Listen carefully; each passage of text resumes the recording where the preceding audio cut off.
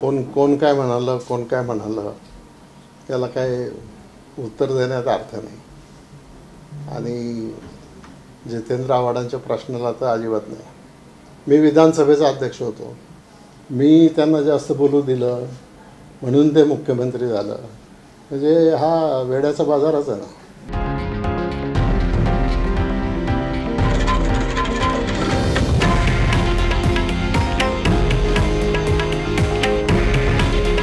हे आहे देशातील नंबर 1 न्यूज नेटवर्क आणि आपण पाहत आहात TV9 मराठी. काळजी तुमची, हित महाराष्ट्राचं.